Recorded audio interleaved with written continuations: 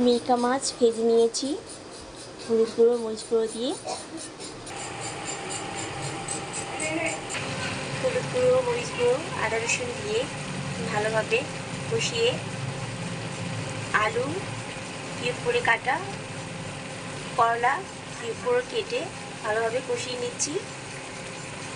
মিরকা মাছ দিয়ে করলা আলু দিয়ে তরকারি রান্না করব।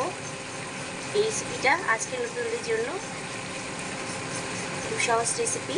ভাজা মাছগুলো দিয়ে দিব, করলার সাথে ভালোভাবে মাছগুলো দিয়ে কষিয়ে নিব। পরিমাণ মতো পানি দিয়ে দিব, অপেক্ষা করব।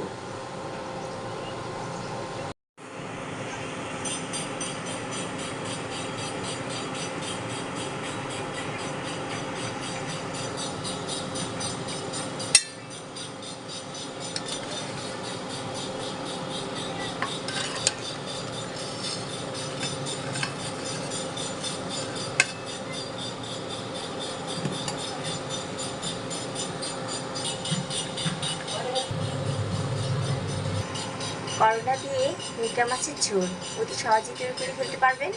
যদি ভালো লেগে থাকে রেসিপিটি ট্রাই করে দেখবেন। সাবস্ক্রাইব ও লাইক দিয়ে পাশে থাকবেন। ধন্যবাদ।